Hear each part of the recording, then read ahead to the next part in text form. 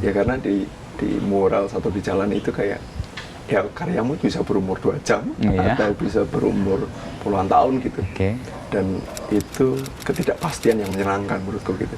Sih ketidakpastian yang menyenangkan ya. Apa ya? Ketika kamu tahu ini semuanya pasti gitu kan. Jadi sedikit nggak seru kan? Iya, maksudnya jadi berkurang menyenangkannya gitu ketika sudah tahu semuanya gitu.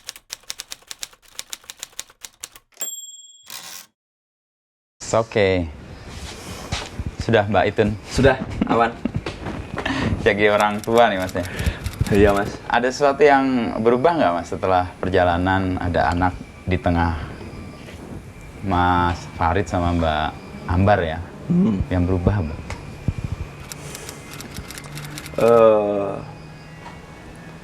Perasaan bahwa kita itu tidak sendiri itu memang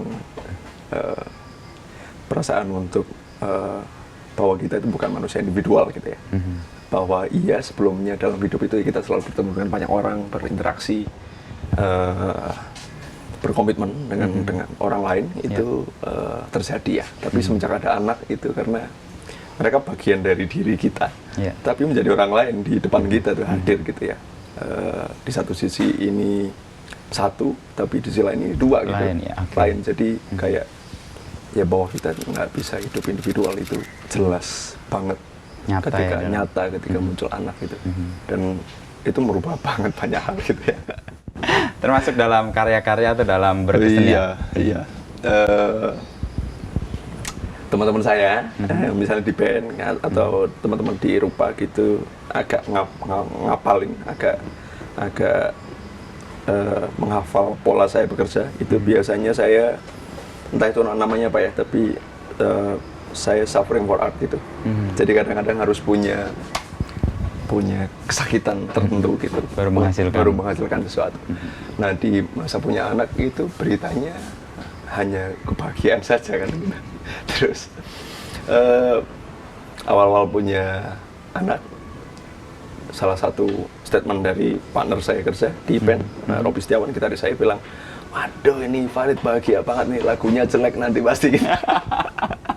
Karena dia biasanya nggak gitu. Ya karya-karya besar biasanya muncul dari penderitaan kan, atau dari kesulitan, dari kesusahan. Ini bahagia. Sayangnya saya begitu gitu. Bukan kemudian saya menyengajakan begitu, tapi ternyata memang dari perjalanannya memang begitu. Saya biasanya membicarakan hal-hal yang membuat saya merasa terganggu atau resah amat sangat gitu. Terus kemudian muncul kegelisahan itu dalam karya. Nah, kegelisahan macam apa yang kemudian muncul dari seorang anak yang lucu gitu ya begitu kan Mas kebahagiaan. Ya. Nah, terus mengelola kebahagiaan menjadi sebuah karya itu juga tantangannya besar. Siasatnya gimana Mas? Menemukan hal baru pasti. Saya sempat istilahnya Mas, kayak kalau ada writer's block, ada painting block gitu ya, agak susah untuk memulai kembali waktu itu. Menulis lirik, waktu itu kan prosesnya setelah punya anak kami memproses album baru Festivalis, susah banget gitu. Aduh mau nulis apa ya gitu. Ya akhirnya harus merenung kembali dulu gitu. Ini apa sih sebenarnya? Tanggung jawab macam apa sih yang ada dalam sebuah anak dan keluarga? Terus ketakutan macam apa yang muncul yang dihadirkan oleh anak dan keluarga gitu. Luar biasa ternyata. Akhirnya ketemu juga kegelisahan-kegelisahan. Ketemu juga sesederhana ini gitu. Bagaimana jika mereka tiba-tiba nggak ada hari ini gitu. Kita nggak pernah tahu hidup seperti apa. Terus hari ini saya bahagia, bisa jadi besok tiba-tiba terjadi sesuatu yang berdampak pada keluarga kami dan bisa jadi sesuatu yang berat gitu.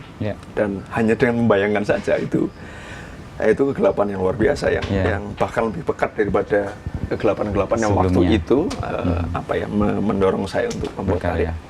Dalam keluarga Mas Farid mendidik anak atau berkeluarga seperti apa ya? Kayak seniman itu kan sering membayangkan bagaimana mereka deal ya, makanya begadang aja sampai jam bukan dini hari, jam 6 bahkan. Lalu membagi waktunya atau setidaknya bagaimana parenting dalam konteks seniman berkaca dari Mas Farid. Hari ini kan bawa Itun ke sini ya, itu bagian dari itu atau gimana? Kami ini anak pertama dan juga istri satu-satunya gitu ya. Jadi saya belum pernah punya pengalaman mendidik anak gitu ini pertama kali. Ya. Jadi apapun yang kami lakukan sebenarnya dari konsep Mas gitu. Walaupun banyak rujukan ya, bahwa melihat Mas Inu bagaimana merawat keluarga. Juga mungkin contoh-contoh yang lain, contoh-contoh spesifik itu bagaimana seniman lain atau perupa lain itu kemudian merawat keluarganya atau konteks yang benar parenting gitu. Ya, tapi akhirnya harus mencoba mencari apa ya, cara-cara yang lebih dekat dengan keseharian kami gitu. Misalnya saya terbiasa kerja malam, lalu dengan begitu saya tidak bisa bangun pagi. Dengan begitu anak juga akhirnya ngikut, tidurnya jadi malam banget gitu. Terus bangunnya jadi agak siang. Nah, bagaimana kemudian mengelola hal itu gitu. Pernah suatu kali kami sempat, karena agak risau gitu karena Tun Jawa itu tidurnya nggak pernah kasih gitu. Selalu larut gitu. Kami pikir kalau ini berlarut-larut nanti mungkin akan berefek ke kesehatan segala macam gitu kan. Nah, kami bawa ke dokter spesialis anak. Ke sana memastikan, oh ini sehat, aman gitu. Terus tapi tidurnya begini dok gitu. Jawaban dokternya, kami berharap jawaban dokternya juga jawaban yang valid dan medis gitu ya. Jawaban dokternya, bapak ibunya tidurnya jam berapa? Oh, jadi berkaca pada mereka juga begitu juga gitu. Yang larut sih dok gitu. Kenapa larut? Ya karena saya perupa, saya kerjanya lebih banyak menggunakan waktu malam gitu. Nah, ya kemudian nyari strategi untuk ya mendidik anak dengan situasi yang seperti ini, dengan profesi saya, dengan keseharian saya gitu. Termasuk hari ini di kantor, saya anak ngikut supaya ibunya bisa melakukan kerja aktivisme di rumah Mas. Cuci baju, ngepel, aktivisme. Bagi kami itu kodenya aktivisme. Bayangan saya itu mau ikut apa gitu sama perempuan-perempuan yang pakai syal itu. Oh enggak. Itu aktivisme yang realis ya. Iya. Itu kami sepakat, kata kuncinya buat kami aktivisme. Bu, itu ikut bapak aja, biar ibu aktivisme kan hari ini. Iya gitu. Keren banget kalau dibuat di tweet atau di apa. Sementara ibu aktivisme, bapak ngomong anak. Wah, itu keren banget kan, orang gitu, bayangannya padahal asa-asa mbak-mbak. Soal ini Mas, berkreasi dan memilih malam dan di situasi yang orang biasanya tidur. Mas Farid sendiri menemukan itu karena apa? Apakah heningnya? Tadi kan Mas sebut ada perlu waktu hening untuk menemukan sesuatu. Atau karena kebiasaan aja, biasa kerja malam ya malam aja. Mungkin satu itu dulu yang terbawa kebiasaan, tapi semakin kesini sebenarnya waktu terbaik untuk mungkin begini. Ketika berkarya, kan sebenarnya saya keseharian kemudian menyerap banyak data gitu ya, menyerap banyak informasi, apa yang saya temui, pembicaraan apa hari ini, apa yang kemudian mengganggu saya, apa yang muncul di media dan kemudian menarik perhatian saya itu kan selama mulai dari bangun tidur sampai hampir tidur lagi gitu, selalu seperti itu. Nah, dalam berkarya saya tidak bisa langsung menuangkan itu menjadi suatu bentuk yang lain gitu ya. Butuh satu fase kecil perenungan gitu lah. Pengendapan dulu gitu. Nah, mengendapkan itu memang menurut saya jadi optimal buat saya ketika saya tidak banyak gangguan. Dan tidak ada gangguan adalah tidak ada gangguan adalah malam. Tidak ada gangguan itu artinya bukan berarti tidak ada orang di situ juga, tapi anak sudah tidur, istri sudah aman, maksudnya sudah kenyang semuanya, tidak ada yang mengganggu malam ini, sudah tinggal saya dan diri saya, terus kemudian tinggal mengingat kembali apa yang kemudian menjadi pengalaman saya hari ini atau pengalaman saya setahun kemarin, setahun ini atau belakangan ini, atau mengingat kembali apa yang terjadi di hari-hari sebelumnya. Terus kemudian ini mau diapain ya gitu. Itu malam-malam itu malam-malam berbahaya sebenarnya. Karena menyerap lalu mengendapkan dan kemudian mau menampilkan menjadi sesuatu yang lain. Tapi kalau dari aktivitas Mas Farid saya jadi ingat ada filsuf yang mengatakan primo deinde philosophare. Jadi kalau semua sudah aman baru kita bisa berpikir secara filsafat. Iya. Jadi misalnya tadi itu udah istirahat, ibunya sudah tidak ada masalah, sudah tenang semua, baru saya berpikir sesuatu yang besar yang nggak lagi terganggu oleh hal-hal yang sifatnya basic gitu ya. Mungkin itu juga ya bentuk malamnya Mas Farid ambil ya. Tapi para perupa umumnya kayak gitu juga ya? Nah, sejauh yang saya tahu teman-teman di band group saya gitu, Begitu. banyak yang kerja malam.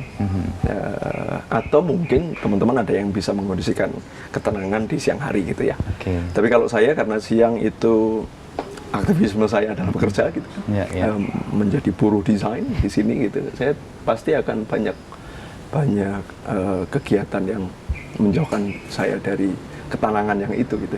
Ya urusan sama deadline hari ini terus revisi gitu, gitu. Dan harus pintar-pintar mencari strategi untuk tetap bisa jalan gitu. Soal kerjaan Mas, tadi Mas Farid bilang kalau siang ya yang berburu dengan deadline, lalu sebagai seorang desainer ya. Terus saya mengenal Mas Farid, saya tahu Mas Farid pertama itu dalam majalah Hai. Kalau jujur saya mau mengatakan, itu tahun berapa ya? 2013 atau 2014? Majalah Hai? Saya pernah di sana. Ada. Pernah ada tulisan satu halaman itu khusus tentang Mas Farid. Jadi cerita tentang desain dari 3 warna, merah, hitam, dan putih. Saya lalu baca itu, saya waktu itu jadi kepala des muda. Saya lagi cari, ya siapa sih anak muda yang menjadi membawa pengaruh buat generasi sekarang. Karena saya terlepas dari generasi sudah agak jauh ya. Saya baca Hai dan ini siapa ini ya? Tertarik terus kemudian kita ngobrol itu waktu itu kan. Terus jadi apa? Di Kompas di sosok belakang itu. Oh iya, itu pertama kali. Itu mulai dari itu ya. Kita ketemunya di studio di Lipstud sebelum ini. Iya, iya. Waktu di Cendrawasih ya? Cendrawasih. Ya, ya. Di gudang waktu itu ya? Gudang. Iya, iya. Nah, yang ini Mas, kerja yang tadi, desain itu. Mas Farid membagi kan tadi dalam konteks keseimbangan gitu. Ya, malam untuk keheningan, untuk mendapatkan sesuatu yang diendapkan. Kalau deadline ya siang hari. Ya, Emang membaginya seperti itu? Ada ketiga kebutuhan besar saya yang kemudian saya bagi menjadi 3 kolom profesi. Kalau misalnya bisa dibilang itu profesi, yang satu saya sebagai graphic designer. Saya memulai sebuah studio desain di Yogyakarta, namanya Liberate Creative Colony. Sekarang kita di sini. Ini dimulai sejak saya lulus kuliah. Waktu itu masih jadi angan-angan karena berawal dari kos-kosan kecil yang hanya ada isi kasur dan lemari tanpa ada komputer sama sekali. Itu yang di Kota Gede? Kota Gede. Nah, waktu itu saya sudah menyebut ruangan kos saya itu sebagai Liberate Studio, Lipstud. Terus kemudian berselang beberapa tahun dari itu, sekarang menjadi kantor kreatif, namanya Liberate Creative Colony, yang kemudian kerjanya sebenarnya di wilayah desain, branding, dan segala sesuatu yang mengelilingi ya. Itu satu. Terus yang kedua, saya memulai sebuah band di kampus waktu itu tahun 2003, berlanjut sampai sekarang. Dulu namanya Jenny, sekarang menjadi festivalis. Saya kebetulan didapuk menjadi frontliner, menjadi penulis lirik dan vokalis karena saya kunci E minor aja fales gitu, tidak bisa memainkan instrumen sejak dulu sampai sekarang. Jadi waktu itu bikin band untuk acara makrab, terus kemudian ya berlanjut sampai sekarang. Bermain musik di festivalis itu profesi kedua saya. Terus profesi ketiga sebagai perupa, Mas. Itu juga saya lakoni sejak kuliah gitu kan. Jadi ada 3 hal yang saya lakoni dalam track yang sama. Sebenarnya ini bukan 3 jalur, bukan 3 jalur berbeda gitu. Tapi ini satu jalur, tapi kemudian dalam sebuah kendaraan itu memuat ketiga hal tadi.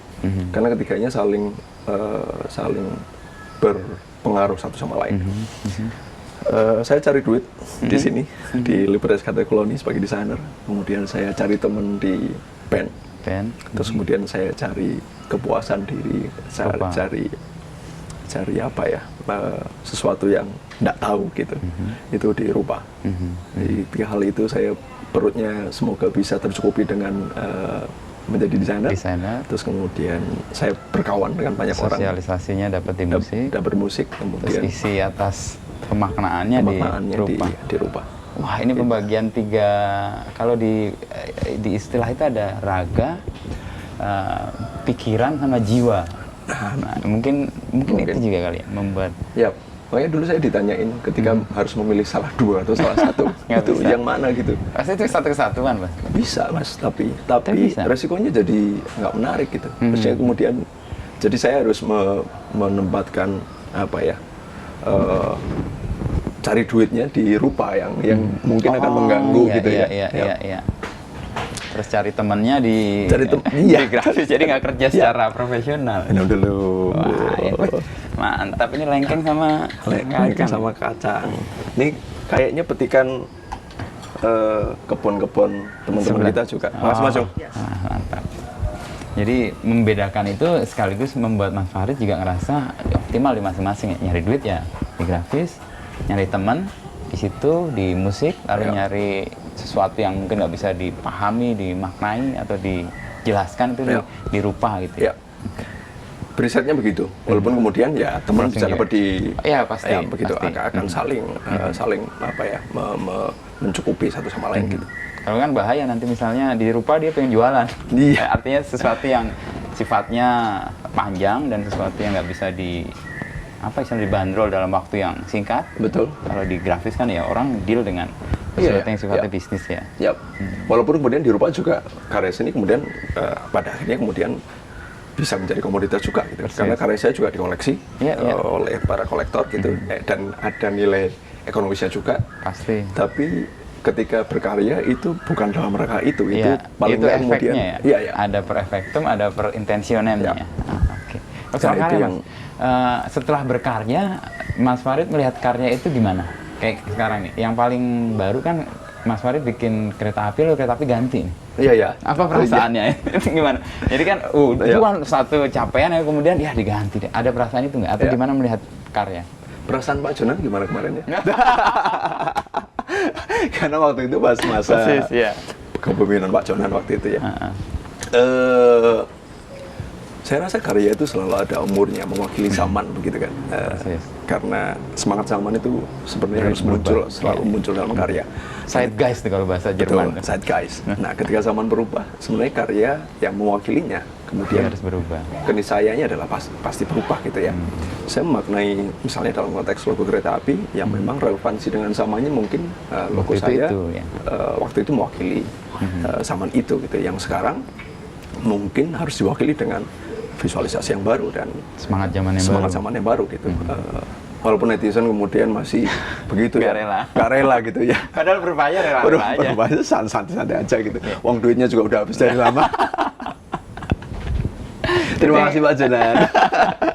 Itu yang saya maknai juga ketika saya punya karya gitu atau sebuah ya misalnya kaos lah yang Mas Farid kan sekarang main di Good Bad Print. Suatu saat pasti akan fading lah, akan luntur dan sebagainya. Tapi justru ketika itu luntur kita pakai menjadi sesuatu.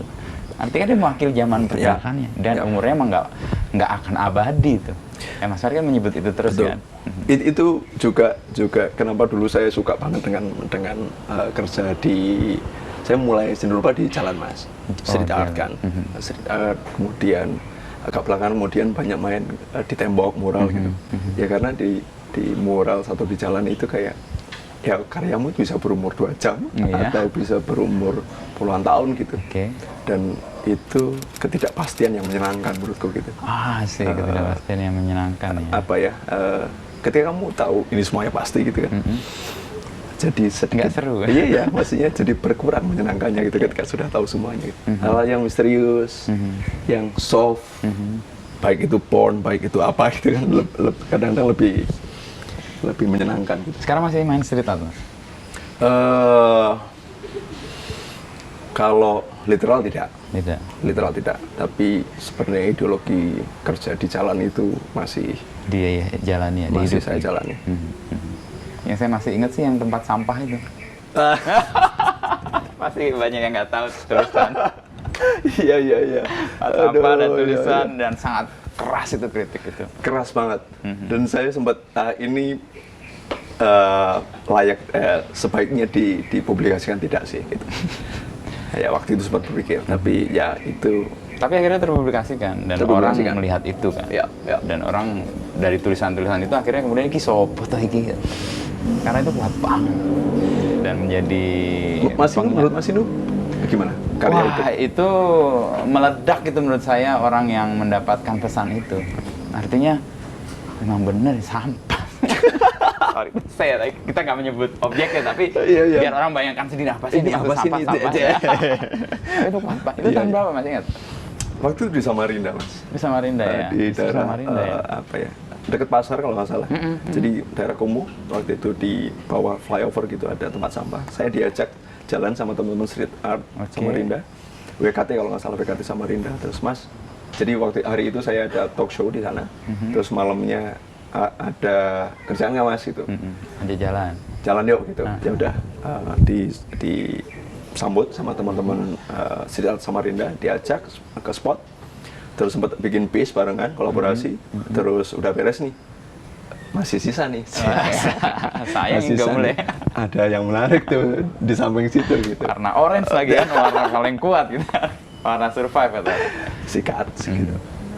Nah, itu sebenarnya saya di tahun 2000-an 6, 7, 8 sampai 2010 itu kerja saya begitu.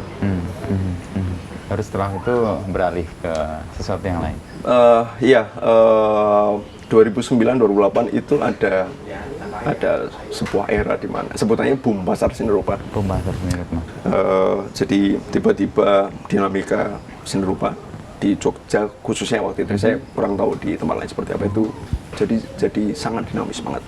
Banyak sekali pameran, banyak karya terbeli. Waktu itu saya muda dan kemudian akhirnya mau tidak mau menoleh pada gegap gempita itu gitu. Terus kemudian masuk ke ruang-ruang galeri, terus kemudian mendapatkan pengalaman baru, terus ya akhirnya memulai fase barunya di situ gitu, seni rupa dalam galeri. Dan posisi itu sekarang berlanjut sampai sekarang? Sekarang berlanjut. Tidak semata-mata kemudian saya nyemplung situ sepenuhnya gitu, tapi ada khasanah baru yang kemudian muncul di tahun-tahun itu. Tadi saya tertarik, saya teringat lagi ketidakpastian yang menyenangkan itu. Hidup sebagai seorang perupa, bayangan saya juga beberapa teman perupa, itu kan hidup dalam ketidakpastian sebenarnya.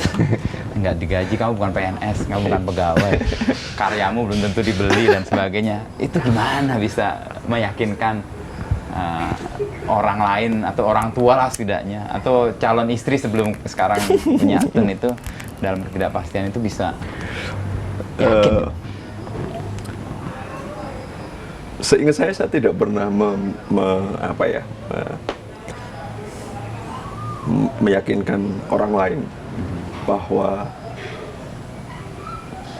pilihan hidup saya untuk bersenian atau kerja di seni rupa itu akan menjamin siapapun yang kemudian dekat dengan saya gitu. Tapi bahwa saya selalu memastikan pada diri saya bahwa kerja seni rupa ini kemudian membuat saya fulfill gitu, terpenuhi gitu ya.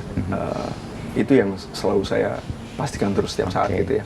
Apakah ini memang benar-benar kerja yang saya mau gitu? Apakah ini memang hal yang memang ingin saya lakoni gitu? Itu yang selalu saya yakinkan buat diri saya sendiri gitu. Tapi apakah kemudian orang lain harus yakin dengan pilihan saya tidak memaksa. Termasuk dengan teman-teman yang kemudian sekarang bergabung di studio, termasuk dengan istri yang kemudian sekarang menambahkan harapan pada keluarga kami berpuluh tahun ke depan mungkin ya, amin gitu.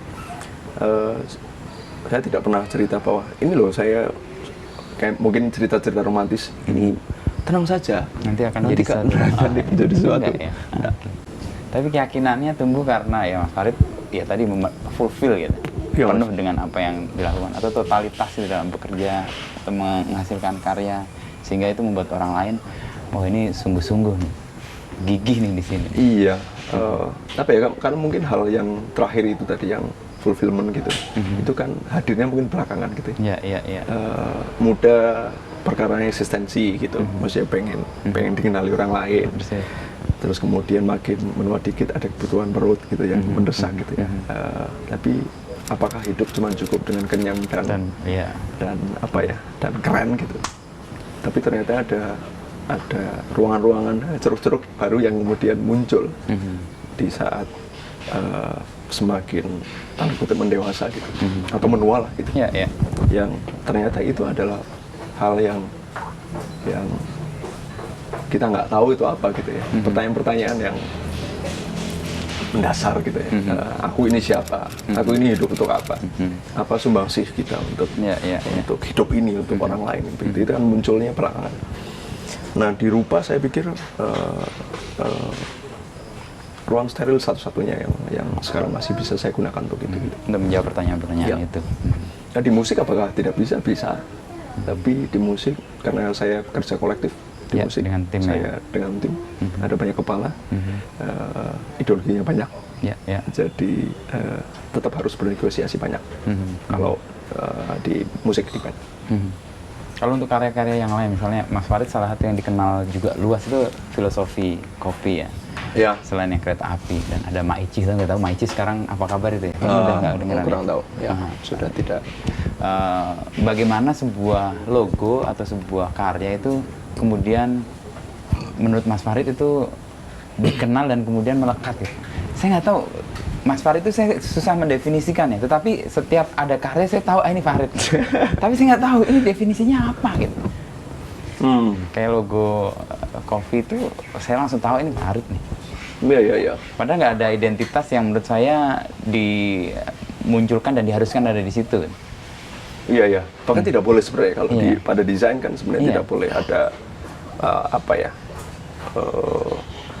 persona desainer ya kan di situ, karena tidak mewakili kekaryaan pribadinya gitu, tapi mewakili sebuah brand, terlebih lagi kemudian mewakili usersnya, mewakili publik pemakai si brand ini gitu. Nah, tapi mungkin kalau pertanyaannya apakah sih yang membuat ciri khas itu mungkin muncul gitu? Karena saya selalu pakem, selalu memegang pakem sebuah logo, yaitu ini saya mendesain bukan buat pak bos milik brandnya, atau bahkan untuk brandnya pun tidak. Saya membuat untuk audiens gitu. Jadi ketika kembali ke ini logo buat siapa sih? Ini buat audiens gitu. Itu pola kerja yang selalu saya pegang. Apakah berhasil semuanya? Tidak gitu. Ada beberapa yang kemudian saya bikin ini berhasil, termasuk logo kereta api itu menurut saya berhasil, kereta api yang kemarin. Terus kemudian filosofi kopi itu menurut saya juga cukup berhasil.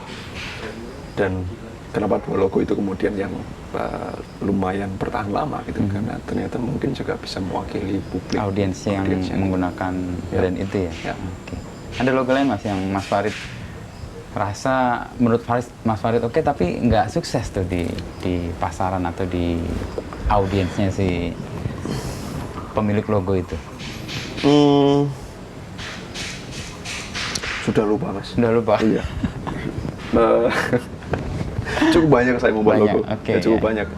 Tapi banyak sih kejadian yang begitu gitu, yang ya akhirnya tentang konsistensi pemakaian logonya, atau bagaimana si perusahaannya atau brandnya kemudian merawat dan menghidupi logo itu gitu.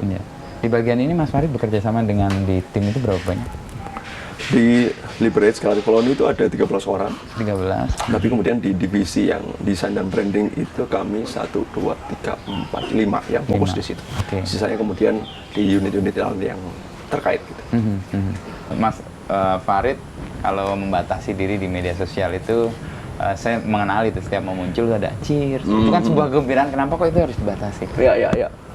Saya awalnya karena memang merasa senang banget main sosmed sejak di Twitter waktu itu, sangat aktif lah di Twitter gitu. Aktivisme Twitter. Iya, itu merujuk ke ini yang lain, aktivisme Twitter tuh. Sampai ada perasaan kalau senang terus, keinginan untuk bersenang-senang kemudian tercukupi terus, itu kan jadi rasanya jadi kenikmatannya jadi berkurang gitu. Terus ya merasa harus mulai dikelola di waktu itu. Waktu itu saya kemudian main Twitter akhirnya cuma Sabtu Minggu. Sabtu dini hari jam 00.01 itu saya udah mantap dulu. Menunggu juga ada. Buka puasa gitu kan. Terus kemudian nanti di Minggu malam 00 itu sudah selesai lagi. Jadi saya Senin sampai Jumat kemudian off, pura-pura off. Kadang-kadang masih colongan juga. Lihat-lihat, scroll gitu. Nah sekarang di Instagram pun begitu. Saya pas Instagram ada, wah ini happy banget nih ada platform sosmed yang baru, visual lagi gitu kan. Cocok banget nih, posting. Terus akhirnya jadi nggak ada maknanya juga gitu. Terus saya mulai batasi. Nah efeknya buat saya akhirnya jadi tidak semua hal yang saya alami kemudian harus dibagikan. Karena siapa sih yang butuh berita dari saya sebenarnya gitu ya. Tapi kalau saya pun pengen membagikan, saya memilih hal-hal yang kemudian saya pikir ini mungkin medium lain. manfaat buat saya, manfaat buat orang lain. Nah sekarang saya menjalannya seperti itu. Dan hanya Sabtu Minggu sampai sekarang. Sabtu Kalau Minggu colongan-colongan itu menyikapinya gimana? Kan masih ada godaan tuh. Misalnya main Instagram gitu. Emang ini off tapi tiba-tiba kebablasan ya. Karena biasanya menyenangkan. urusannya kerjaan mas. Oke. Karena ada beberapa brand yang juga dikelola dengan sosial media gitu. Ya tetap harus ngakses akhirnya. Tapi kemudian kerangkanya Harus jelas. ini dalam rangka kerja nih. Kerja nih gitu. Bukan Cari misalnya kesenangan. beberapa referensi juga. Bahkan kemudian aku lagi mau lihat isu ini nih gitu. Dalam rangka kerja gitu. Terus lihat dong di Instagram ada apa gitu. Tapi supaya tidak sampai ke kesenangan yang berlebih yang sampai lupa gitu. Iya, Makanya saya happy banget waktu itu Instagram ngasih fitur berapa lama kamu sudah main Instagram itu kan ada notifikasinya itu. Nah kalau Mas Farid, pandemi ini kan banyak ketidakpastian nih Mas. Mas Farid deal dengan itu gimana? Sampai kemudian menemukan ya udah kita jalani. Tadi nggak dapat supaya momentumnya nggak hilang.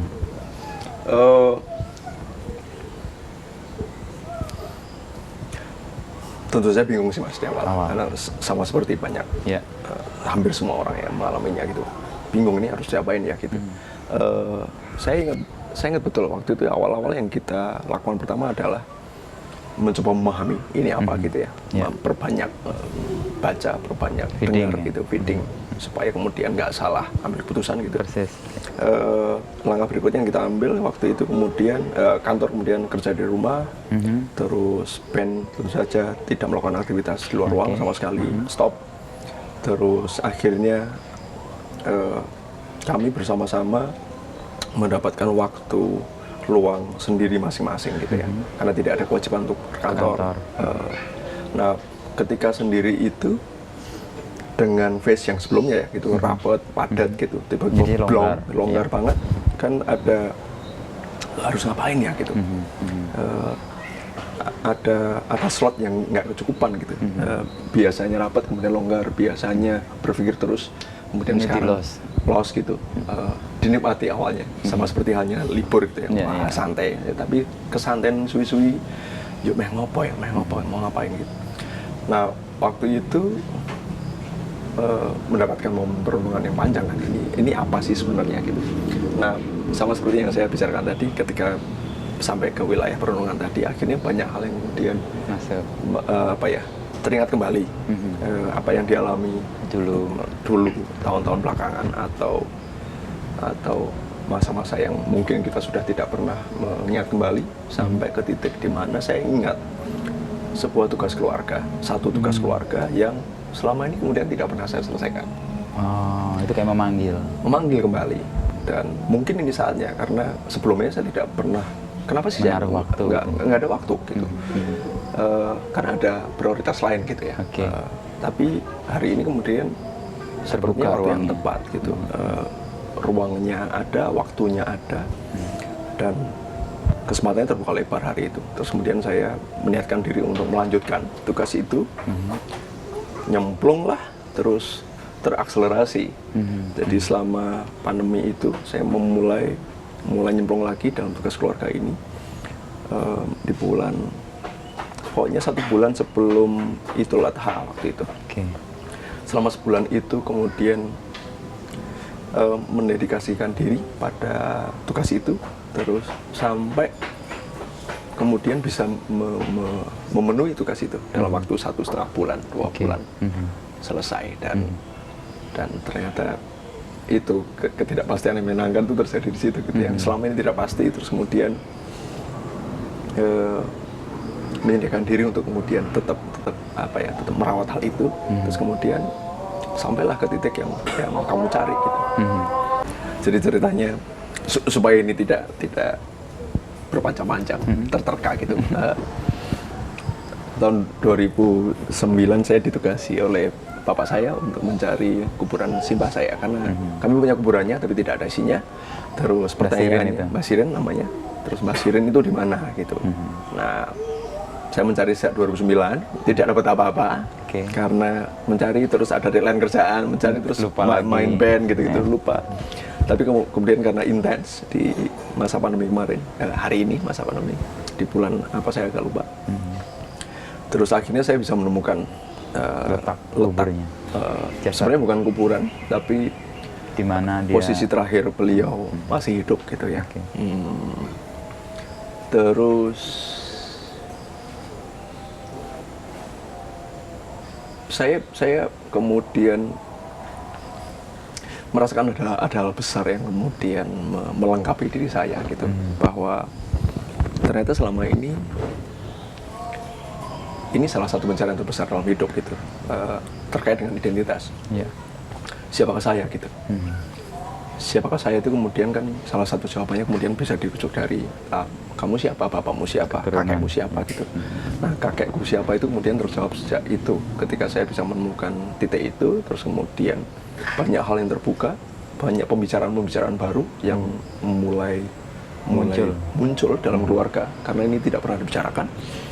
Terus banyak data baru yang kemudian saya dapatkan, dan data-data itu, cerita-cerita itu kemudian menjadi cerita yang menjahit banyak hal yang kemudian saya selama ini telah lakoni ternyata gitu. Kenapa di musik kemudian begitu? Kenapa kemudian ada simbol kesetaraan dalam band saya? Kenapa kemudian saya kecenderungan saya kemudian dekat dengan menulis teks gitu. Itu banyak terjawab hanya dengan temuan itu gitu. Kalau mengkoneksikan ya, kayak perca-perca yang kemudian tersambung. Jadi hari ini saya mungkin jadi Faris Tevi yang lebih tersambung satu sama lain gitu. Ketika itu kenapa namanya juga dipakai sekarang? Iya. Sirin. Saya memakai nama ini sejak awal tahun kemarin. Nama saya Faris Tevi Asta. Faris Tevi itu nama pemberian Bapak Ibu, Asta itu nama Bapak saya. Terus saya minta izin untuk saya mau menanggalkan nama Bapak dulu, saya mau memakai nama Simbah. Saya sekarang namanya Sirin Faris Tevi. Itu bagian identitas yang tertemukan. Itu bagian yang melengkapi pertanyaan siapa saya. Betul. Ya. Saya nggak punya data, Mas, tentang Simbah saya, karena nggak ada dokumen sama sekali, tidak ada foto tersisa. Karena kejahatan mana ada yang mendokumentasikan? Iya. Tangan saya ditangkap di penjahatnya. Tapi nggak apa-apa ngomong dia penjahat. Beling kok emang. Tapi dalam konteks itu yang Mas Farid pakai 65 itu juga? Iya.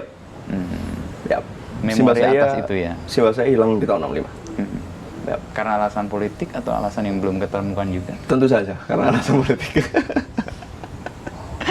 Waktu itu yang berbeda politik emang jadi soal ya? Iya. Saya pun sebenarnya belum secara keseluruhan kemudian bisa membaca ini gitu ya. Karena tentu saja narasi tahun itu adalah narasi tunggal, narasi pemenang, narasi rezim lah taruhlah. Untuk sementara saya bergerak dengan narasi kecil, narasi keluarga. Saya mencarinya bukan dalam rangka mencari ideologi politik atau kemudian mencari pembenaran atas, tapi lebih ke panggilan keluarga. Diri keluarga. Pertanyaan, kalau mau nyekar mau kemana gitu. Itu pertanyaan paling eksistensial lah untuk betul, aktivitas gitu. itu. Dan itu penting buat keluarga saya, Mas. Nah, kemudian itu menjadi sangat menarik hari ini karena pelan-pelan kemudian ada pembicaraan tentang kakek, pembicaraan tentang situasi hari itu. Yang tadinya benar-benar jangan dibicarakan. Karena akan jadi luka, bahkan tidak boleh dibicarakan. Kalau Mas Farid lihat masa lalu gimana? Untuk banyak orang kan itu sangat traumatis dan bisa membebani perjalanan hidup. Lalu Mas Farid kan kayak mengulik lagi masa lalu. Nah, melihat masa lalu itu bagaimana? Apakah untuk nostalgia atau membangkitkan trauma lagi? Atau malah sebaliknya? Saya pernah dengar ini dari teman, saya lupa siapa. Atau itu pembicaraan tongkrongan gitu yang kemudian saya rekam. Dan saya rasa cocok dengan bagaimana saya melihat masa lalu. Ketika masa depan itu di depan dan masa lalu di belakang. Sebenarnya dalam konteks waktu kan kita linear kan, kita nggak bisa mundur gitu. Kita pasti akan maju terus gitu. Nah, saya dalam kalimat ini kemudian saya persis di situ. Saya berjalan ke depan. tapi melihat ke belakang Mas. Jalan mundur. Jalan mundur menuju ke depan. Jalan mundur menuju ke depan. Ya. Jadi kalau misalnya depan itu adalah timur, saya sebenarnya berjalan mundur ke timur melihat barat. Oke. Jadi masa lalu itu saya hadapi terus gitu. Tapi saya berjalan mundur. Saya tetap menyaksikan masa lalu saya. Tapi saya sadar bahwa saya semakin menjauh dengan itu gitu. Itu satu-satunya cara saya untuk tetap tidak lepas dari jati diri saya. Karena jati diri saya terbentuk di masa-masa sebelum saya gitu. Bukan hanya sejak saya lahir, tapi ternyata sejak sebelum-sebelumnya, dari moyang, dari siapapun yang kemudian ada waktu itu sampai saya hadir di dunia ini gitu. Supaya tidak terjebak masa lalu terus-menerus, gimana menyiasati Mas? Kan jalan mundur untuk ke depan, itu sesuatu yang agak kontradiktif sebenarnya. Ya, tahu tujuannya Mas di depan. Yang penting tahu tujuan. Ya. Jadi kalau tahu tujuannya, punya cita-cita di depan, kan ya masa lalu itu menarik gitu ya, menarik untuk, dan kadang-kadang kemudian jadi tricky gitu. Tapi kalau misalnya kita tahu kita mau ke depan kok gitu, kami tetap akan jalan ke sana gitu. Itu malah dipakai sih, untuk jalan ke depan malah ya. Iya, dan saya pikir kenapa jalan mundur itu kan, terus kamu kan nggak bisa lihat arahmu kan. Navigasinya itu menurut saya masa lalu tadi gitu. Jangan mengulang kesalahan masa lalu, itu navigasi. Itu titik bintang, rasi bintang tertentu yang harus kamu ikuti. Jangan mengulang kesalahan masa lalu. Terus kemudian lakukan apa yang pernah dilakukan oleh moyangmu, hal-hal baik yang pernah dilakukan moyangmu, itu juga navigasi yang lain lagi gitu ya. Terus lihat juga apa yang sudah kamu alami dalam hidup. Jadi supaya kamu tidak melupakan prosesmu gitu. Orang yuk tiba-tiba ada prosesnya ya. Ketika navigasi itu yang jadi kayak masalah menuju kemana gitu ya. Iya, navigasi. Kalau untuk tujuan yang panjang kan tadi Mas Farid juga melihat kalau sudah pasti itu ya menjemukan lah. Jadi ketidakpastian itu kita harus bersiasat gitu, mengambil tuntutan yang diminta hari ini untuk kita respon secara tepat gitu ya. Sampai di mana Mas Farid kemudian melupakan tujuan. Ya gue mau respon hari ini nih. Atau ya udah dalam proses ini nanti tujuan akan tercapai kok, ada keyakinan itu. Saya lebih milih yang kedua, ketika ada keyakinan ya, ada percaya betul nih bahwa kita ingin ke sana gitu. Pada akhirnya apa yang kita lakukan sehari-hari itu secara nggak sadar atau secara sadar itu sebenarnya dalam rangka itu gitu. Selama kita yakin ya apa yang dicari gitu ya, itu ya pasti akan ada gesek-geseknya hari-hari ini gitu. Tapi akan jadi nggak menarik kalau misalnya kita berusaha responsif setiap hari seperti apa, tapi kita ngerti ini sebenarnya mau kemana sih gitu. Ya akhirnya jadi rubuh-rubuh gedang, jadi mengalir ono apa ya dikoti kabeh di meloni gitu. Padahal nggak begitu harusnya. Padahal nggak begitu. Hanya ikan mati yang ikut arus katanya. Sama sampah katanya. Tapi ada lele di situ Mas. Airnya nggak ngalir. Itu miara lele itu dalam konteks respon juga atas pandemi. Iya. Lumayan kita lihat gede-gede. Sudah dipanen. Sudah dipanen. Panen lele dibakar bersama atau gimana? Iya. Mas Kuncung tadi yang membuatkan kita teh itu juru rawat lele. Soal karya yang tulisan nih Mas, kan itu kuat banget ya jadi identity ya Mas Farid, meskipun nggak diklaim bahwa itu identity Farid, tapi ngeliat ini pasti orang Farid, orang bikin kayak gini mirip-mirip orang ini Farid. Sampai ketemu itu gimana? Sampai kemudian pakai ini sebagai bagian yang Mas Farid tekuni dan ya ini akhirnya jadi identity itu. Dalam beberapa babak identitas visual saya di Kerja Seni Rupa itu ini bapak yang saya mulai di tahun 2013. 2013 saya pameran di Bali waktu itu di Gendra Gallery, pameran tunggal. Era sebelumnya saya tidak memainkan banyak teks. Terus kemudian hari itu 2013 itu era di mana saya merasakan bahwa generasi itu generasi yang mendapatkan tsunami teks gitu. Setiap hari kemudian muncul teks, Twitter, sosial media, berita yang muncul di bawah running text, running text segala macam. Teks itu muncul setiap saat. Nah saya waktu itu kemudian pengen menampakkan, pengen menceritakan zaman apa yang waktu itu saya alami gitu ya. Terus kemudian teks itu muncul begitu saja gitu, tanpa saya olah sebenarnya. Itu saya hanya meracau gitu, hanya meracau teks gitu. Dan 2013 kemudian saya menggunakan teks sebagai kode visual utama dalam karya saya. Kode visual utamanya. Terus kemudian hal itu juga sebenarnya sebagai cara saya untuk menyambungkan dengan kerja saya di band yang menulis lirik dan bernyanyi gitu ya. Saya sebenarnya kerjanya juga dengan teks juga di band. Terus kemudian saya satukan di teks itu di karya-karya rupa. Nah, tapi sebenarnya kalau misalnya dirunut sampai sekarang, ini juga baru terungkap belakangan flashbacknya ketika hari ini kemudian saya menemukan banyak cerita. Yang tugas keluarga tadi. Betul. Keluarga kakek saya, keluarga yang ditebas. Keluarga generasi bapak saya itu keluarga yang tidak boleh cerita, yang bungkam, jangan cerita supaya aman, supaya tidak dipersalahkan lagi.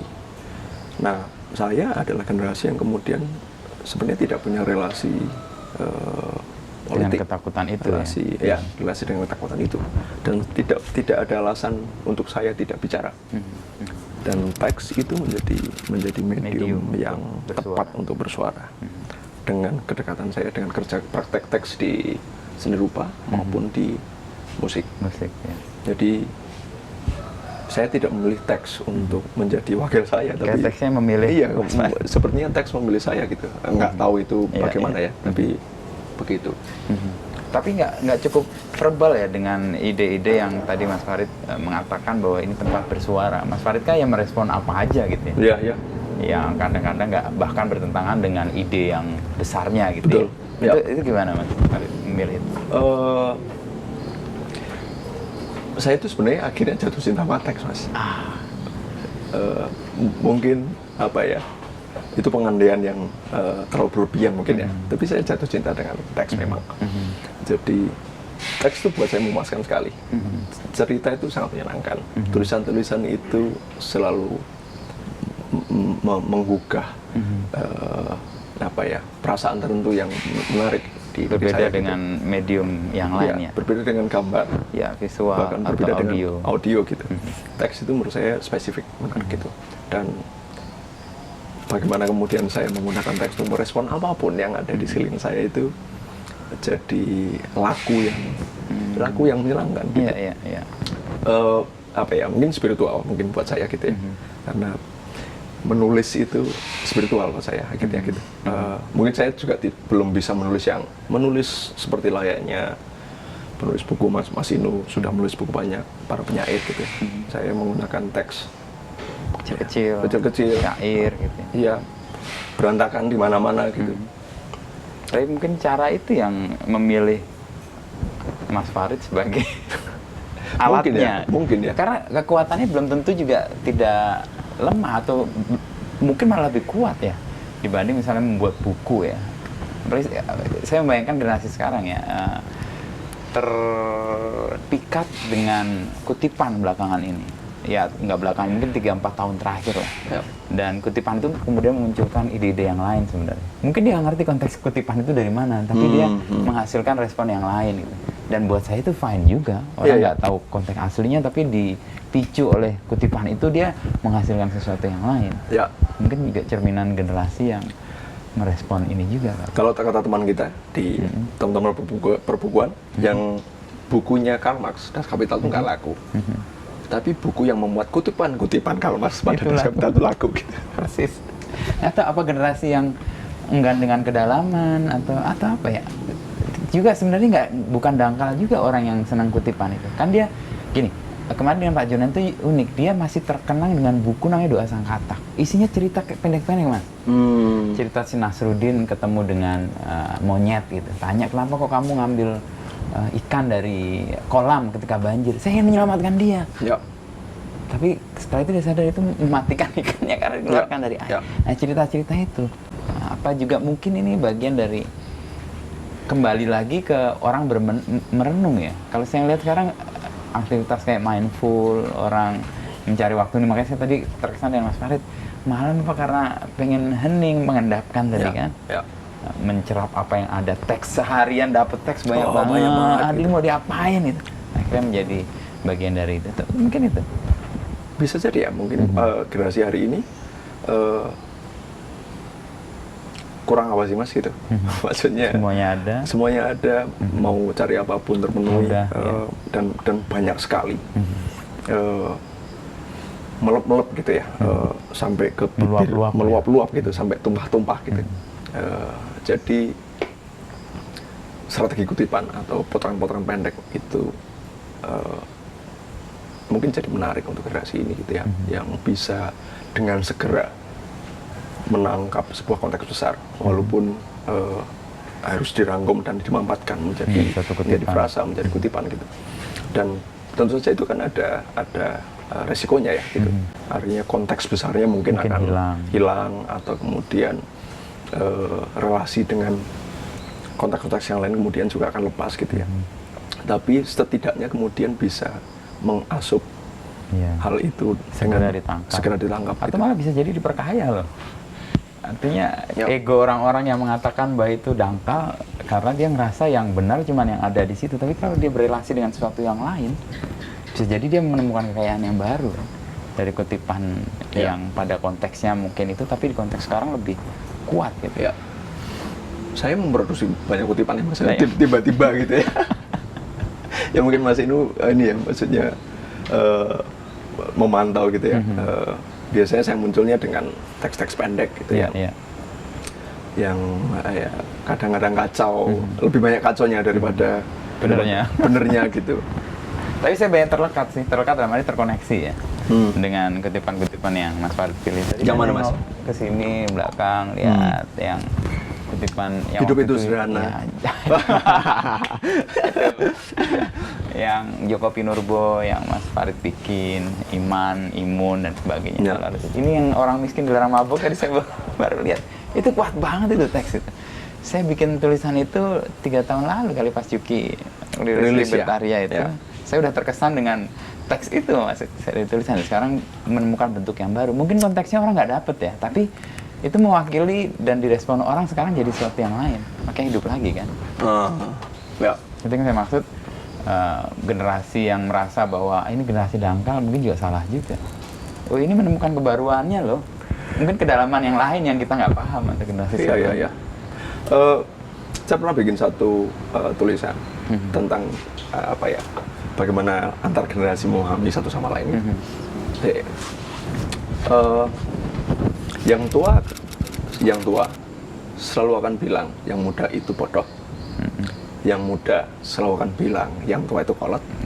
Yang tidak berumur, yang tua dan yang muda itu mati. Yang kolot dan yang muda itu mati. Jadi sebenarnya kayak apa ya?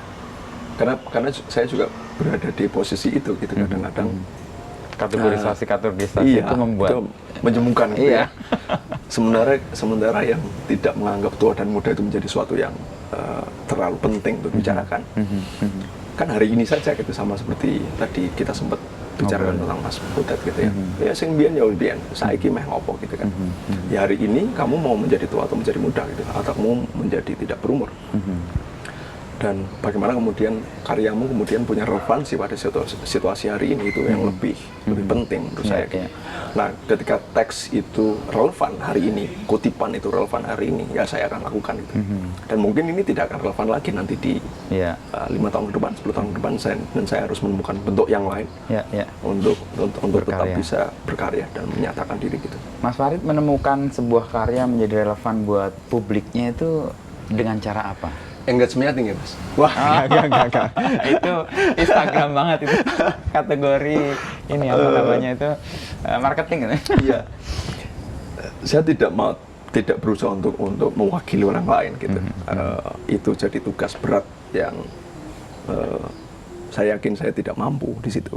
Tapi versi yang paling mudah saya lakukan adalah saya mewakili apa yang saya rasakan. Kegelisahan yang saya rasakan gitu. Dan saya berasumsi minimal ada satu orang lain yang mungkin merasakan hal sama dengan saya, dan keterwakilan itu kemudian minimal kemudian terjadi di satu orang lain gitu. Dan ketika itu duplikasi. Maksudnya ternyata ada 1, ada 2, ada 3, ada ribuan orang yang sama. terlekat atau terkonek. Ya sudah gitu. Jadi alih-alih kemudian apa sih yang pengen dibicarakan orang-orang gitu, coba saya bicarakan dengan karya saya. Oke. Itu menjebak saya menjadi menjadi orang tua lagi gitu ya. Ya, bukan orang tua tapi menjebak saya menjadi cakarku mutusi gitu ya, mutusi. Oh, mesti mereka kayak gini, aku pengen membicarakan mereka. Saya lebih memilih untuk membicarakan diri saya sendiri di isu-isu yang kecil saya sendiri. Mewakili kegelisahan. Mewakili kegelisahan saya sendiri, Dan tapi kemudian oleh dibungkus dengan konteks yang mungkin lebih gede dikit gitu. Misalnya di album Hits Kids, Festivalis, itu album cinta mas, kehilangan seseorang gitu. Tapi ini mungkin akan lebih baik kalau misalnya kehilangan itu tidak melulu tentang kehilangan seseorang wanita yang dicintai, tapi kehilangan kesempatan, kehilangan sosok guru. Itu bungkus tadi itu menjadi lebih bungkus. besar ya. Nah, kemudian bungkus lebih besar itu kemudian mungkin bisa dimaknai lebih banyak orang. Kalau kemudian Mas Farid bisa melepaskan, kan itu suatu topik misalnya kayak teks nih, relevan nih sekarang dan Mas Farid masuk di situ, oke. Suatu saat ini nggak relevan. Nah, gimana Mas Farid melepaskan itu? Ya wes lah itu. Terus menemukan lagi yang relevan baru lagi. Saya pikir juga tidak harus menunggu lama, karena setiap hari ada kebaruan gitu, perubahan gitu. Ya saya sesederhana produksi aja terus gitu, supaya tidak terlalu terjebak pada ini itu yang sudah dibikin yang lama. Makanya setiap hari saya tetap berusaha banget untuk tetap nulis, tetap menggores teks gitu, ya supaya relevansi keseharian itu tetap ada gitu. Hari ini apa sih? Bulan ini apa sih? Gitu. Jadi kayak gitu. Pengendapan lagi ya? Iya. Kalau Mas Inu mungkin terakhir kali ke studio yang di rumah, itu mungkin masih bersih. Nah, sekarang udah berantakan Mas. Karena karena banyak teks, semua direspon. Ngobrol, denger apa, terus mungkin itu praktek saya gitu ya, mendengarkan melihat banyak, terus kemudian ya sudah dicoret-coret saja. Itu siasat abadi itu. Nah, tiga hal yang bisa dilakukan orang untuk abadi. Satu, nanam pohon. Kedua, nikah dan punya anak. Ketiga, menulis. Dan teks itu sebenarnya salah satu yang membuat itu abadi. Oke, saya lakukan menanam pohon habis ini. Yang belum saya lakukan menanam pohon. Iya, belum sudah. Menanam pohon paling enggak, atau ternak lele, tapi ternak lele habis itu dipanen sama Mas. Iya. Dalam hidup Mas Farid apa yang belum tercapai? Atau sesuatu yang ingin diwujudkan tapi belum dan sekarang lagi dirintis?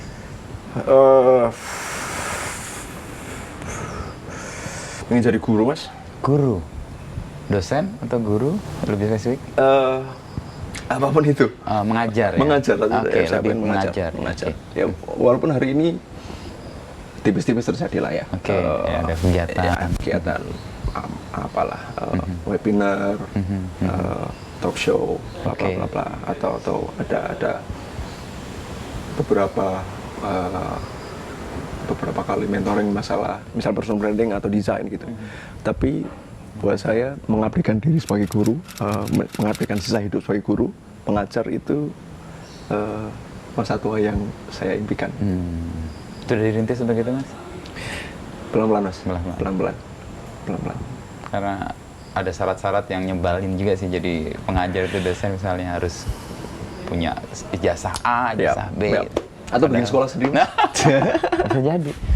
Kita menjadi guru kan artinya ada murid kan. Dan menjadi murid kan yang percaya dengan siapa yang akan mengajar kan. Iya. Bahwa negara mudah mensertifikasi tulisan itu mengajar. Iya. Kenapa membayangkan itu, Mas? Ada kenikmatan tertentu atau kesukaan tertentu?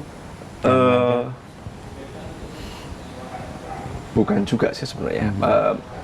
Saya berdebat dengan anak saya Tun Jawa umur 5 tahun, ngajari dia baca itu saya juga kadang-kadang hilang sabar gitu ya. Pasti.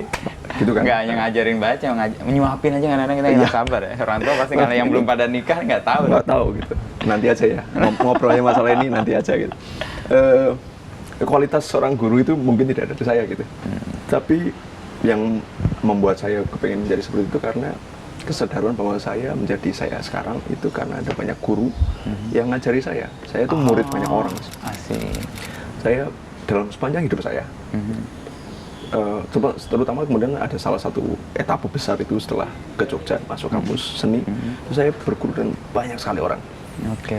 Dan saya nggak bisa terima kasih ke mereka satu demi satu, Mas. Itu kayak moral obligation gitu Moral ya. obligation. Memberikan kembali apa yang sudah dapat dalam hidup itu dengan mengajar sebagai guru. Ya. Itu harus saya lakukan. Meskipun sekarang tipis-tipis sudah dijalankan. Maksudnya terus mungkin, toh misalnya saya ketemu guru saya waktu itu, terus mau bilang apa? Ya. Apakah cukup dengan terima kasih? Ya mungkin itu. Tapi bentuk terima kasih yang lain adalah memberikan apa yang sudah kita kasih kepada orang apa yang sudah kita dapat kepada apa yang kita sudah dapat diberikan kepada orang lain yang mungkin belum mengerti itu atau butuh pengetahuan tentang itu. Oh, itu yang menggerakkan ya? Iya. Oke. Dan itu memastikan guru-guru saya hidup. Dan dengan begitu ada syarat keempat untuk hidup abadi, Mas. Menulis, punya pohon. anak dan punya posisi anak, menanam pohon, menjadi guru. Betul, menularkan pengetahuan, kan pengetahuan akan hidup terus menerus ya. Dalam posisi itu, oke sih. Saya udah jadi guru sih. Iya dong. Dan itu saya nggak memilih karena ya jadi saya suka, lalu ada kampus yang memanggil dan saya dibilang jadi dosen mau nggak Mas? Saya coba dulu. Oh iya, ini siasat keempat ini. Jadi abadi. Saya temukan dari langsung kita ya. Saya ketambahan satu siasat. Kalau mimpi-mimpi Mas, tadi mimpi udah kecemasan. Tapi saya rasa Mas Farid ini bukan orang yang mudah cemas karena tadi melihat ketidakpastian tuh sesuatu yang menyenangkan. Orang yang cemas itu karena dia takut dengan ketidakpastian. Tapi seperti Mas Farid pun saya yakin juga ada kecemasan. Kalau boleh ini apa kecemasan Mas Farid? Kalau som saya habis, Mas. Cemas. Nggak tahu nih oh iya. Minuman nenek moyang. Nenek moyang. Yang nenek moyang. Orang miskin nggak boleh itu ya? Itu boleh ya orang miskin itu? Iya, saya agak susah menjawab hal ini. Tapi hari-hari ini yang membuat saya cemas ketika anak istri saya tidak bahagia. Itu membuat saya cemas. Itu bagian yang itu saja sih, itu saja yang jadi prioritas sekarang ya. Atau kemudian kalau dilebarkan sedikit, ketika orang-orang di sekitar saya, orang-orang yang saya cintai nggak bahagia, atau yang nggak menemukan kebahagiaan dalam hidupnya bersama saya gitu.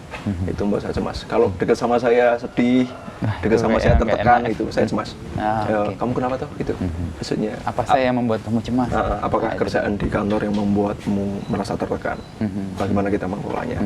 Apakah kegiatan saya di luar rumah, misalnya sama istri sama anak itu yang terlalu banyak yang membuat kalian merasa jauh dengan saya? Misalnya itu tuh hal yang membuat saya cemas. Selalu harus segera dimitigasi. Oh, kenapa dan harus bagaimana ya? Karena tanpa begitu saya nggak bisa tenang. Kalau nggak tenang ya akhirnya nggak bisa bikin apa-apa.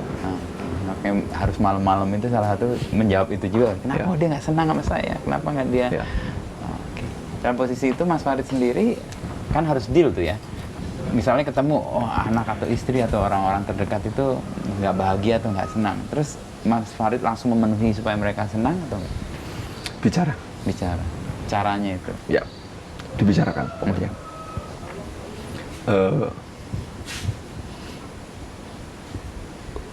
Semua obrolan itu saya hidup dari obrolan itu. Belajar dari obrolan kan tadi kalau misalnya cerita tentang guru, bukan berarti kemudian saya nyantrik kepada banyak orang, tapi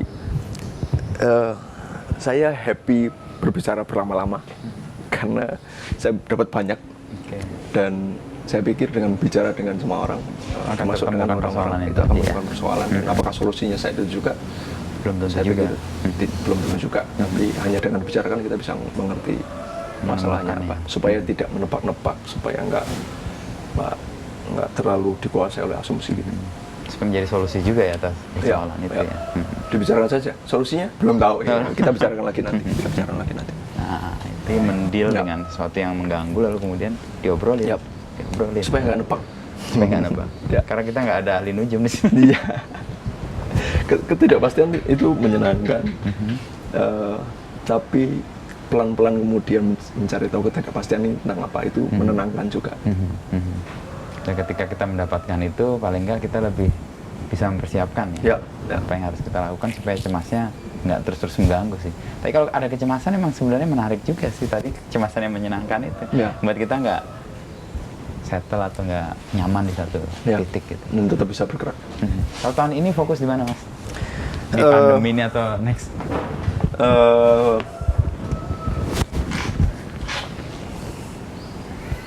Tahun ini saya sepertinya tidak mau berkeputusan apapun gitu. Saya lebih banyak menaikkan antena gitu ya.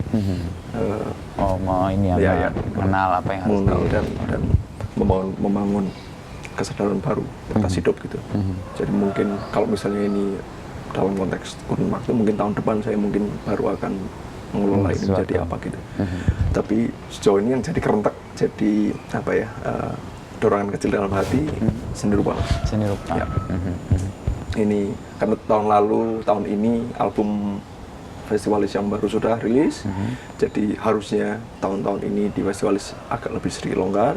Lalu dirupa dan Liberate Creative Colony tahun 2012 tahun depan sudah akan mulai masuk ke level baru, kemandirian teman-teman generasi yang baru. Jadi saya bisa lebih fokus ke studio seni rupa dan kerja-kerja seni rupa. Kalau kesadaran baru yang dapat selama pandemi apa?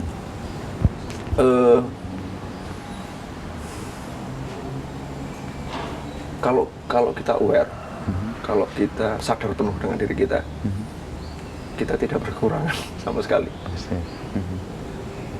Pandemi ini kita nggak ada pemasukan, tidak ada pertemuan, tidak ada forum-forum besar yang menyenangkan gitu. Tapi dalam kesendirian pun ketika kita tahu kita butuhnya apa, ya akhirnya tercukupi dengan semuanya.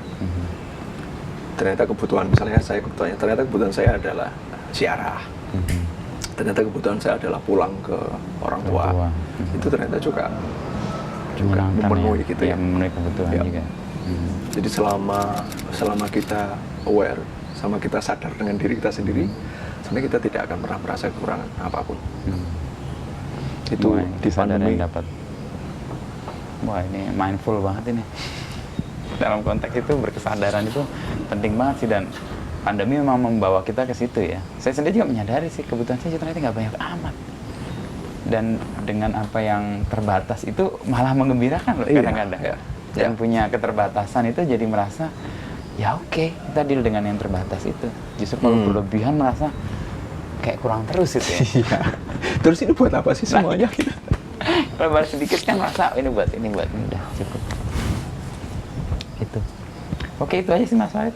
Obrolan kita cukup panjang dan mudah-mudahan memberikan manfaat buat penonton atau YouTuber lah. Hai guys. Hai guys. Ini yang susah yang edit. Iya. Biar aja tukang editnya ada dua ini. Terima kasih Mas Indra. Iya, saya terima kasih karena punya tadi satu kesadaran baru soal siasat abadi itu ternyata iya jadi guru. Satu. Sama soal yang terakhir itu tadi makanya saya lama nih. Bener ya. Ternyata kita nggak berkekurangan. Kalau kita sadar betul kebutuhan kita emang ya tadi Mas Farid menemukan bersiara, kembali ke keluarga itu kan kebutuhan yang basic banget itu. Siapa kita asal usulnya, lalu siapa kita terlekat dengan lingkungan terdekat, itu ternyata yang menghidupi kita, yang merasa kita cukup. Apapun kalau itu nggak ada kan kosong. Ya sama membagi fase tadi Mas Farid menemukan yang relevan itu menarik buat saya. Ya kita tidak berasumsi bahwa ini selalu relevan, tapi kita connect terus dengan apa yang terjadi. Itu kan bagian menemukan relevansinya. Ya kalau udah nggak relevan ya sudahlah, jangan ditangisi atau jangan bikin lagi lah, relevan lagi. Kalau nggak relevan lagi ya sudah. Jangan lemah lah. Gitu. Sama satu lagi yang terakhir. Habis ini kita bikin artis on demand beginu, Haris Devi, ketidakpastian yang menyenangkan. Itu mudah-mudahan kita buat nanti. Segera. Saya utang banyak di sini. Utang budi banyak karena tulisan itu jadi orang terlekat dan lihat ini Mas Farid ya, langsung loh. Itu heran saya. Saya pakai baju, pakai apa itu orang nanya Farid ya. Ditanyain dibayar berapa Pak Farid? Mas Farid kan model kayak petani kan, ini perupa agraris. Mas Farid itu Jogja lantai 2 ya? Saya Gunung Kidul. Nah, iya. Gunung Kidul. Makanya tinggal di sini juga kan. Ini kayak lantai 2 Lantai juga dua kan, gitu. lebih tinggi. Ya, gitu Mas Farid. Terima kasih, Mas Sampai Inu. ketemu lain waktu dan senang sekali.